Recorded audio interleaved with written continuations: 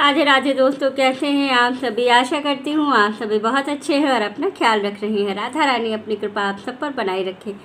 दोस्तों, आज हम बात करेंगे बसौड़ा या शीतला सप्तमी और अष्टमी की।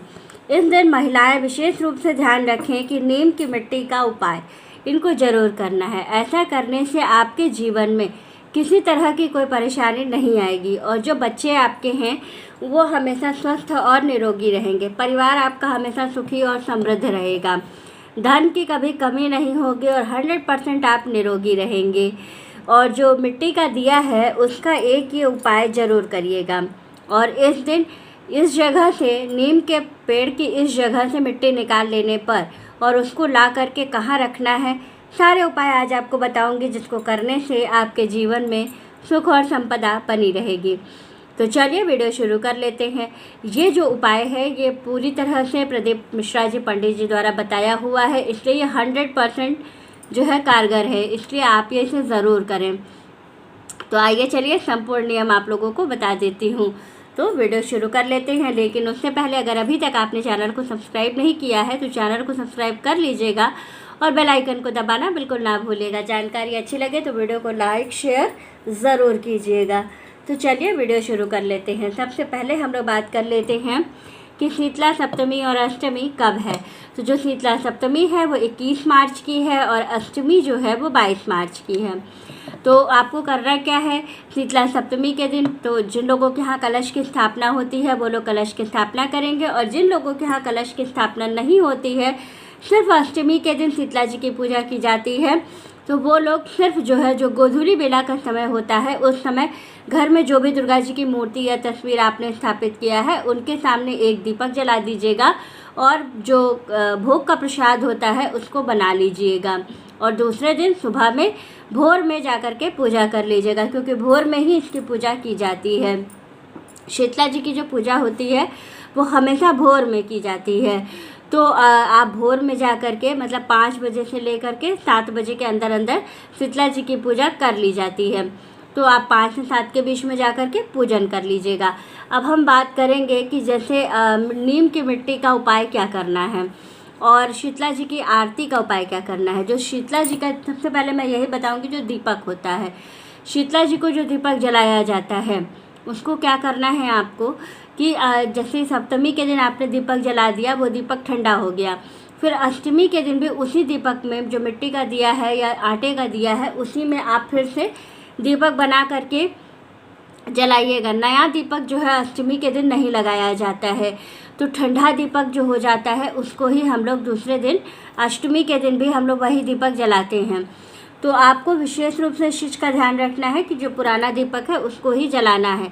जब आप सुबह में पूजा करेंगी और जो दीपक जलाएंगी, जब दीपक आपने जला लिया, पूजन कर लिया, फिर क्या होगा कि वो दीपक कुछ देर बाद बुझेगा और वो ठंडा हो जाएगा। फिर उस दीपक का हमें क्या करना है, तो देखिए जो दीपक ठंडा हो जाएगा, बुझ जाएगा, उसको आपको लेना है, उसको इधर उधर कहीं पे भी नहीं फेंकना है। आपके घर के आगे अगर कच्ची मिट्टी है, मतलब कच्ची ज़मीन है, तो आप क्या करिएगा, थोड़ा सा ज़मीन को खन के उसके अंदर उस दिए को रख करके दबा दीजिएगा और ऊपर से मिट्टी डाल दीजिएगा। और अगर आपके घर में कच्चा ज़मीन नहीं है, पेड़ पौधे आपने लगाए हैं गमले में, तो आप यही काम गमले में कर सकते हैं। लेकिन उस दीपक को घर के बाहर कहीं पर भी आपको फेंकना नहीं है, इधर उधर उस दीपक को नहीं करना। उस दीपक का विशेष रूप से ध्यान रखना है कि आपको वो दीपक, क्योंकि शीतला जी को जलाया हुआ दीपक रहता है तो उसका विशेष रूप से ध्यान रखा जाता है। तो आप ये चीज़ ज़रूर ध्यान रखिएगा कि जो पूजा आप करिएगा और जो शीतला जी का दीपक होगा उसको कहीं इधर उधर आपको नहीं डालना है।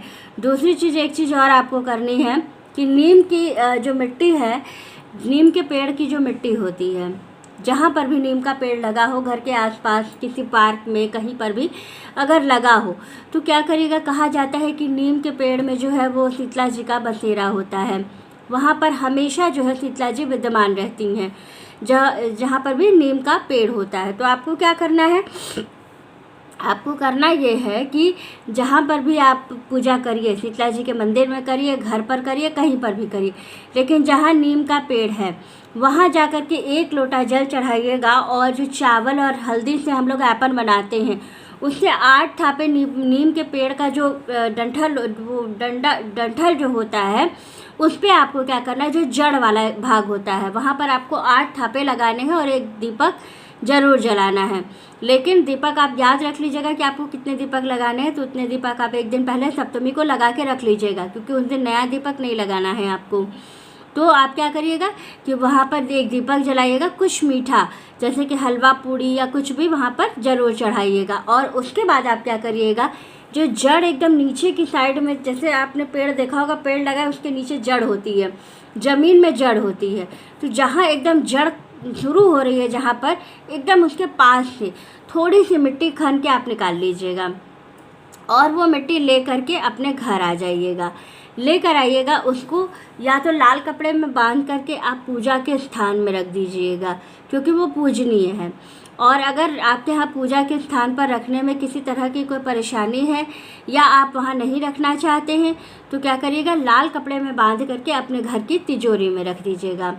ऐसा करने से ये होता है कि जो शीतला जी होती हैं वो हमेशा शांत रहती हैं, ठंडी रहती हैं। इससे क्या होगा कि आपके बच्चों पर, आपके परिवार पर इस तरह की कोई परेशानी नहीं आएगी।